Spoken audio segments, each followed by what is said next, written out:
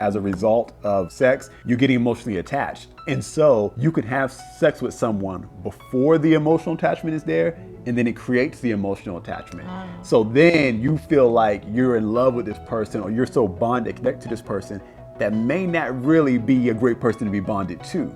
But since sex is designed to do that, you're leading with the sex, and the emotional connection is following, and it may be a false connection. Sex is marriage. Yep. Very simple. Sex is the consummation of marriage. Even in most societies, a marriage isn't consummated until sex happens, and you can annul a marriage without much consequence if that hasn't happened yet. So you got to understand that the act of sex is the act of marrying someone. And then when you go back and look through scripture there, you'll realize, oh yeah, that's actually the case. That was when the marriage was sealed. And in Jewish culture, it was such an important thing that they handled it a lot differently than us. In our society, we're more, maybe use the term prudish, but in their society, they would celebrate it. They would actually carry the sheet out and show to everyone that, hey, they have had sex now. Like, this is official. And the two families there are was one. a tent set up, and if people knew this is what's about to go down, and you waited, and you waited, and you waited till it came out the tent, like this was part of the ceremony. Yeah, because their wedding ceremonies weren't one day. They didn't spend a whole bunch of money on one day. They had feasts. It was a celebration because those two families coming together, a covenant. And so that was a part of that whole celebration, which in our society, that we feel very strange to handle it that way. But it was a celebration because sex, let me make this very clear, it's not ugly, dirty, sinful, wrong. But again, it has a clearly designed use. And when you understand that the act of having sex is the act of marriage, then you understand why it's not a good idea to have sex before marriage, especially when you talk about multiple partners, because you realize you're married to a whole bunch of people now. And you wonder why you have the issues that you have, and the heartbreaks and the turmoils, and relationships don't seem to last. I mean, even when we're talking about marriage, the statistics show that people who have one divorce, if you get remarried, your chances of your next divorce have like doubled or something like that, and it just gets worse and worse. Not to say that you can't make it work if you get remarried. I'm just saying that the act of marrying and breaking apart is there's a death that's taking place there, an emotional and a spiritual death that's taking place. Divorce is the death of a marriage. And even if you've never signed a marriage license and put a ring on someone's finger, if you had multiple sexual partners, you've experienced multiple marriages and multiple divorces. Yeah, that's very crucial. I don't want to, just cover that quickly. I want to really focus on the fact that a lot of you have been divorced 4, 5, 6, 10 times, maybe more. I don't know.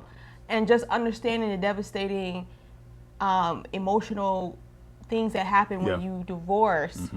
This is why a lot of us have a lot of trust issues, a lot of emotional baggage coming into our relationship. And when you finally settle down and you say, I want to marry, and things like that, the one, but you've been married to like 10 other people prior to this 11th person, and you bring in those emotional baggage, you can't just sweep it on the rug and think it's going to go away. It does not. It really obscures your viewpoint of marriage and relationships.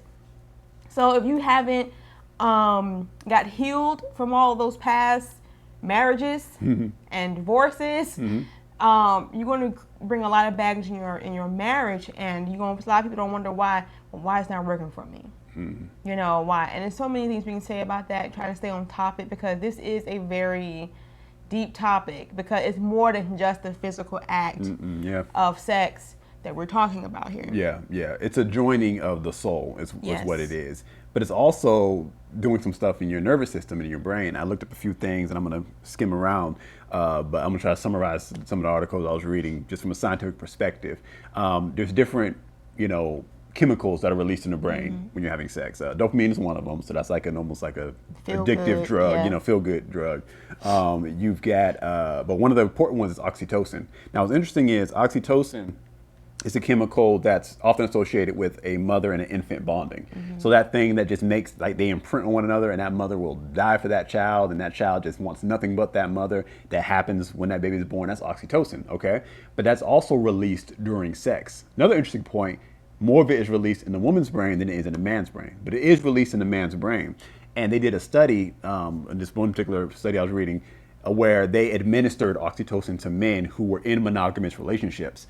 And when they administered to them versus a control group who just had the placebo, the men who were being given oxytocin actually stayed further away from other women who were not their wives or the person they're in a relationship with. So it's interesting that meaning that they bonded more with their wife. And that's the point. Sex bonds you together. So what's interesting is that God invented sex so that you will be bonded to that one person. Some women like, can I get oxytocin? Where can I buy this? I'm going to give it to my husband right now. You give it to him by having sex with him very regularly.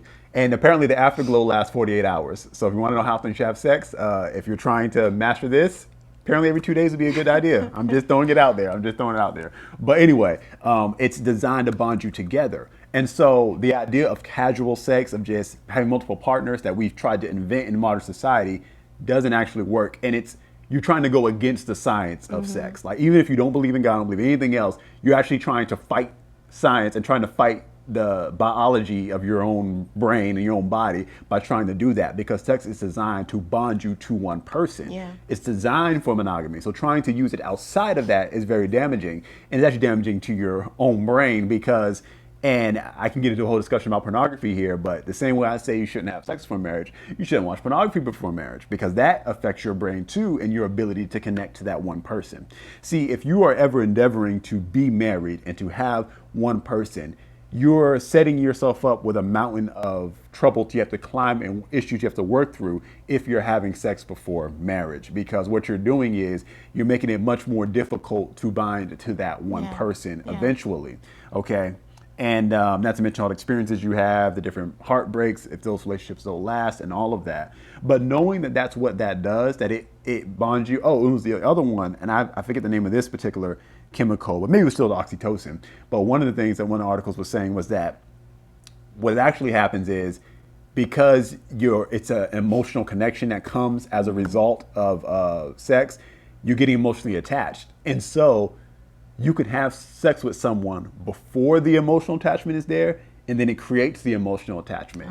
So then you feel like you're in love with this person, or you're so bonded, connected to this person, that may not really be a great person to be bonded to. But since sex is designed to do that, you're leading with the sex, and the emotional connection is following, and it may be a false connection, which again shows why it was designed only for marriage, because you're supposed to be sure of this person first and then become vulnerable with sex, because then you're actually helping the partnership by purposefully bonding together rather than doing it out of sequence. And now you're possibly bonded to someone who's a jerk. And that was one of the things that they posited in the article. They theorized maybe this is why people stay in bad relationships, because this emotional connection, this false connection, has sort of been created artificially through having sex with a person without it being there first.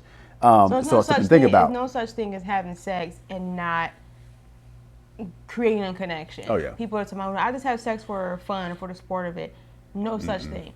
I don't care how smart you are. I don't care how jaded you may treat your sexual encounters, but there is something happening to you on both levels, spiritual and physically, because they're designed to work together. Yeah. God made us that way.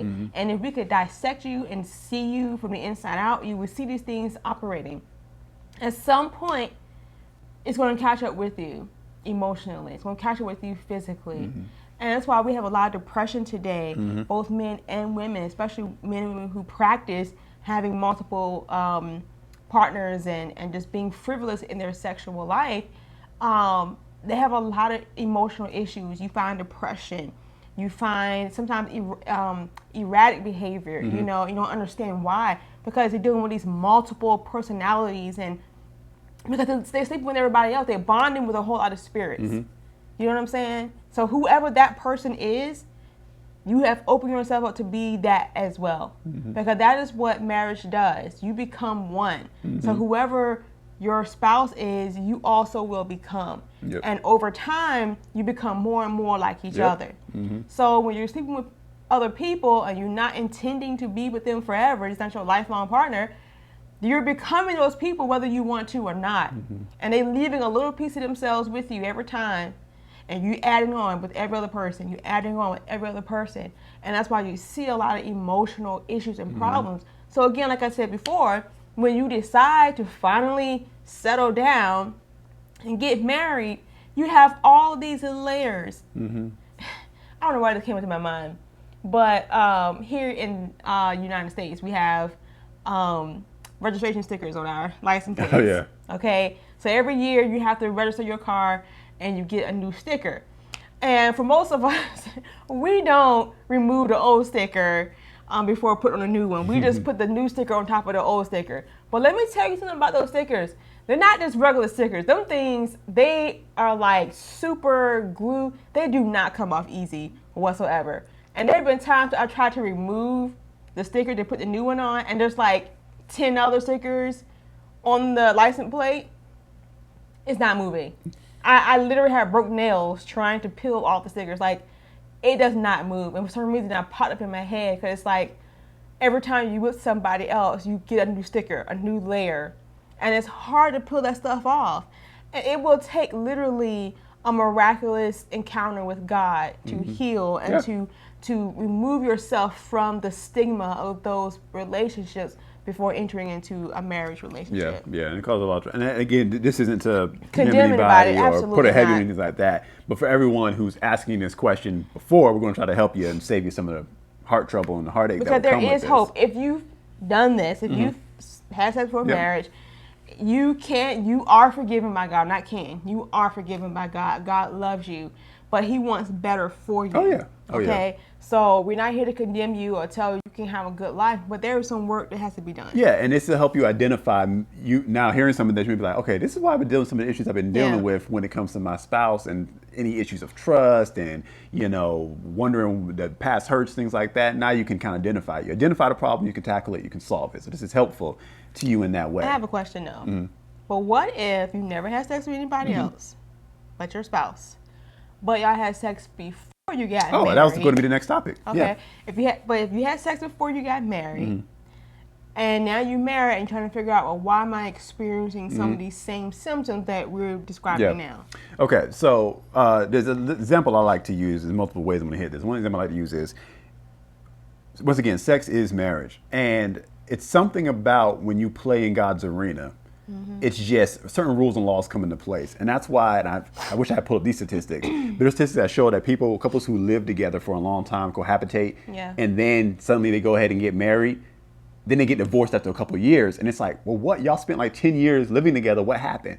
It's something I believe is supernatural that as soon as you say that I do, you're in God's arena now. And if you're not doing it right, all the warfare of Satan just comes on you all at once and you just can't handle it. There's also something else that happens that's just, it's a instinctive thing. And as much as we like to say that human beings, some people on the evolutionary side will say, well, we're not built for monogamy. That's a lie, because somehow instinctively we know that there's a loyalty that comes with it. And so you can be cohabitating or sleeping together as a couple, but as soon as you say I do and become husband and wife, there's a new ownership that takes place there in your mind, and suddenly you're requiring more of that person than you did even when y'all were, saying, hey, we love each other, or boyfriend and girlfriend, than when you're married, and something just triggers and happens. But specifically talking about the sex issue, let me go with this. One of the main reasons why, because some people will say, well, I'm going to marry this person. Why can't we just have sex? Why not? Let's just have sex. We're going to get married eventually anyway. We just can't wait. Well, in that case, just go get married. Like, don't wait for a wedding. Just get married if you really want to have sex that bad. But the main reason why that's a bad idea is because it ruins your objectivity. And we've talked about this before. But after everything we just explained about the oxytocin and all of that, your objectivity is shot once you have sex with a person. And what I mean by that is, if you got to evaluate this person, you're allowed to evaluate the person all the way up to I do. You're not married until you're married. You're not bound to anybody until you make those vows. So before you make those vows, you need to always have eyes open and be objective and be able to know if you catch a red flag that says, you know what, we don't need to be together. Yeah. But it's very, very, very, very difficult to do that when you start having sex, because again, those emotional attachments kick in and you become very blinded to all the red flags and all the things that will let you know, no. There are women who are in relationships right now with men they know they need to get out of, and they're wondering, why did I get in a relationship with this man? And yet they still can't seem to leave. And like I said, for a woman, more of the oxytocin is released even than with a man. And so you could be attached to someone, you don't even know why. You know they're bad for you. But you ever heard women say, well, I'm staying for the sex, or the sex is really good, but he was a jerk, or something like that? Now you're starting to get where that can come from. And it goes both ways. So that's a bad idea to do that because you ruin your objectivity and you can't see a red flag if you need to once you do that. There's also just some mental things that come with it depending on, let's say you are raised in a Christian culture, in a Christian household, and you do that. There's some guilt that can come with that if you know you shouldn't have, and that will carry with you even into marriage depending on who you are. If you kind of got a high guilt complex. Because it's a breaking of a promise to yourself, disappointment and things like that. And even though you and this person intend to get married and you say, well, I saved myself just for him or her, but just knowing that you broke a promise to God, to yourself, and to those that, you know. It's mostly yourself because you feel like you let yourself down. Yeah, and you would deal with that guilt and that shame. And the devil going to take every opportunity to bring guilt, shame, condemnation, because that's what he does. And then that's going to block up your intimacy once you're married and trying to figure out, well, now that we're married, why am I feeling this way? Yeah, I mean, we're not just, spitballing here, but I've heard testimonies and stories of people who did that. They were having sex for marriage and then they got married, and it's like then their sexual intimacy kind of like closed down and their sexual freedom closed down because there was a stigma attached to it as a result of that. And that's why wrong teaching about sex is dangerous too, because you got people who've never had sex but they're scared of it because they're trying so hard to stay away from it because, again, they don't understand the celebration of it. And then when they get married, they can't be free in it. So there's so many different ways and angles that this thing can be mishandled and go wrong. And I know for a fact that's why a lot of people have sex before marriage, because sex was mishandled from the beginning. And people blame the church for this, And I won't say the church, I would say religious people who don't understand the word of God have mistaught this and made sex a taboo and such a scary thing. And, all kinds of lies have been told about it. And we weren't taught that it is beautiful and is freedom and things like that, but in the confines of marriage. And because marriage was never really presented the way God wanted it to be, people say, well, I'm not going to wait till marriage. Why wait till marriage? Because first of all, most people teaching this, they look like old hags and they look tired, they look sad and boring. And why would I want that? So, I know for a fact that if we had seen more fruitful relationships and marriages and beautiful and the way God wanted it to be, we would have a lot less of what we see today. Okay? So that's why we're here today teaching what we teach, because we want to bring marriage to the forefront the way God intended it for it to be, so that people can understand that marriage isn't this ball and chain scenario that we've been taught all of our lives. So we're like, well, if this is bondage, if marriage is bondage, I don't want it. But yet, we were built and wired for sexual intimacy because God put that in us. Yeah. We have these hormones rushing through our bodies. What do I do with them? So we just experiment with everybody because we want to get this feeling. But I've never met a person, I don't care how evolved it's supposed to be, I've never met a person who has sat around before marriage with multiple partners that feel good about themselves at the end of it all. They have a lot of issues with commitment, a lot of issues with depression, a lot of issues with all kinds of emotional ruckus in their life because of this. Yeah. And when you were saying what you were saying, I remember the statistic I saw in the study, and thankfully it wasn't hard to find because it's, I guess, not common knowledge, because it's probably going to surprise you when you hear it, but it's something that's been proven. They did a study on women and their satisfaction in sex, and from a woman's perspective, and they found that the category of women who had the most satisfying sex were conservative, evangelical, Protestant women. The study found that most satisfying sex was them and the most orgasms. 32% said they achieve orgasm every time they make love. Mainline Protestants and Catholics were only 5 points behind, while those with no religious affiliation were way down at 22%. I mean, not to brag, but Yeah. That's all I'm going to say about that. You are an evangelical Protestant woman, so I guess it's true.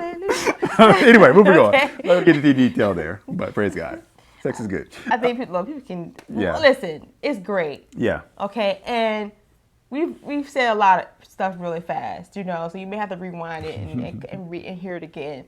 The point is, for any other reason, having sex with one partner within marriage is nice, because the bond that you build with one another, the safety that you have with one another, you can't match that with anybody else. Can you imagine, like, people sleep with people with other partners like buying new shoes? I wear these shoes for 2 months and I'm gonna buy another pair and another pair and another pair. Like, you don't get to have all the experiences in that pair of shoes. With my husband, we have a lot of experiences together, a lot of adventures together, a lot of growth together. So when we come together sexually, we're bringing a whole story. Oh, yeah. A whole story that means something to us. So it just makes our sexual intimacy better each and every time. And so you can't build that with these flings. Mm-hmm. Every season you got somebody else new. You can't do that because you'll never have trust. Most of us go in that situation with no trust at all, because why are you going to open yourself up completely to someone that you know for a fact you ain't going to be with for the rest of your life? And why do that? And I want to say this. So that proves right there that doing it God's way is better. That statistic proves it. But then you're wondering, why does it seem like the opposite? Why is it presented on television a certain way? Why is it, let's say you've got some friends and you're the one not having sex, but they are, and they talk about the exploits, and it just sounds like so great and so amazing. Mm-hmm. One thing I want to make you very clear on is that everybody lies. Yep. No one's going to come out and say, I made the wrong decision. This sucks. I'm not happy in my life. Nothing like that. They're going to tell you that. So if you're trying to wait for TV or for these friends of yours to tell you the truth, and then in any case, they don't have anything to compare it to. So that may be the best that they've ever experienced because that's all that they know. Mm-hmm. Another thing I want to make it clear is that there are other things. It's kind of like drugs, right? If you are watching TV, TV is great, right? But let's say you watch TV high. If someone watches TV high, they're going to say, man, it was a much greater experience. So ergo, drugs are great because it feels better. I had a better experience than I did without it. But what you realize is that becomes a crutch, and it's an artificial experience. And so now you become addicted to that experience, and you can't just enjoy TV like everybody else because now you need it with the drug. Yeah. And so what I want to say about risky sex or sex with someone that's a stranger, a one-night stand, there's psychological components of doing something risky, doing something that's taboo, that adds an extra boost of endorphin, adds an extra boost of dopamine. And so it's like, oh, well, that sex is better. Well, no, the sex isn't better. The sex may actually be neutral or worse, but you add the boost of that risk-taking factor. And if you're someone who likes taking risks, then suddenly that gives it that extra boost. And so it seems like, oh, this kind of sex is better. Then the sex that's better. It's this extra boost of dopamine that you're getting from taking this risk, this little reward center that you get from getting away with something that's quote unquote wrong. It's like taking the cookies out the cookie jar when your mother said, don't take the cookies. For some reason, that cookie tastes better. But it's not that it tastes better, it's that there's something else going on. You're getting a reward. It's the thrill of the moment of knowing that I got away with something. And so that's what you're enjoying. You're enjoying that thrill, and you're chasing that thrill, not the cookie. And what's the way to prove it? And you say, well, y'all were virgins, y'all didn't have sex from marriage, so how would you know? Yes, that's the case. But I can give you one experience, and that was watching pornography. And having watched pornography while married and then not watching pornography while married, now in my present life, I can tell you the sex life is better without the pornography, okay? And I can also tell you how it negatively affected things. And I can also tell you, and this is some scientific proof as well, as people are finally studying pornography in our current society the way it is now, is that watching pornography actually releases more dopamine in your brain than sex does, okay? So that means that someone who watches pornography is technically enjoying it more than sex with their partner. And so they're going to gravitate more towards that. Now, is watching pornography better than a sexual, emotional connection with a human being? No, of course not. Yeah. You've got touch going on. You've got eye-to-eye contact. There's so much more lighting up in your brain. But you're getting more dopamine from the porn. You're getting more of the drug. And so you're chasing that high. Unfortunately, as anyone who's ever taken drugs or just watched a PSA on drugs would know, yet the second high is never as good as the first. And it just goes down and down and down and down and down. And you're chasing that first high, you'll never get it back. So suddenly you're stuck in an addiction, you're chasing something that you can't find anymore, and you're missing out on this great connection. But theoretically, it feels better than the real thing. And so saying all that to say, doing all this counterfeit stuff, doing all this stuff outside of the way God designed it, it can seem like, oh, this is more fun, this is more pleasurable. But it's a smokescreen. It's a drug-addled brain that's believing that. In reality, the real thing is what God created was actually the best way. It's the best way for pleasure. It's the best way for satisfaction. It's the best way for love. It's the best way for connection. You can do these other things and they will seem fun for a while. You can live your whole life and never know the reality of what was on the other side that was better for you because you just decided to go this route. And it's a counterfeit because whatever counterfeit the devil creates is never as good as the real thing. No. Ain't nothing like the real thing. Okay. Yeah. But I mean, listen, we said a lot. Just know that anything artificial will never be as good as the real thing. We see that throughout everything, not just sex, food, TV, knockoffs. It's never as good. You may save a little money buying knockoff, but it would never have the same quality. It would never last like the real thing. And that's the same thing with marriage. When you if you have sex outside of marriage, it's like buying something knockoff. You have a knockoff relationship trying to be the real thing, but it will never be the real thing. And I don't care what magazines, I don't care what television show, I don't care what certain therapists say or talk show hosts say, whatever. I want you to really delve into the lives of these people that's telling us these things, okay? Because before I was married, I had women always telling me, girl, why are you not married? Why you not, you need to have a boyfriend. You need to do this, whatever. And I'm not without lying at all. I'm telling you, 90% of those people telling me that they've been divorced several times. They always came in my salon complaining about their relationship, how they're heartbroken, all these things. But they're the people pushing me to get into relationships. These are the people telling me to go to the clubs and show my body off and do all these things. Why would I do that? You are not the example for me. I spoke to a man, an older man, married longer than I've been. And, I was telling him how I would never have lived together with you before getting married. And he kind of looked at me, I could never. He said, yeah, I had to live with my wife before we had to live together. I wouldn't have been able to make that decision without living together with her. So basically saying that that's the better way to do it. And yet he complains about his wife all the time. He's not happy all the time. He talks about one of these days I'm going to get a divorce, all this kind of stuff. I listen to him argue on the phone with her. So I'm happy. He's unhappy. He believes his way was the best way. I've proven my way was the better way. So you get to see it. And one thing about the magazines you mentioned, if it works so great, why hasn't the magazine gone out of business? Exactly. I mean, you see the 20 sex tips to make your man go crazy. Why you should do this. Why you should do that. If one of those things was the actual answer, everyone would have gotten the answer. They wouldn't need a magazine anymore. There would be not another issue to release because there'd be nothing else to go on. And yet we got to keep selling it. Who isn't trying to have a better relationship? Exactly. Everyone is. Everyone is. And that's why they're selling more. Because they come out with one list and the next month come out another list. And you keep opening the magazines hoping that this is a thing that's going to make you happy. And if you're chasing happiness, well, in that case, sex is the wrong thing to be looking for in the first place anyway. Yes. That's a whole other discussion. Okay.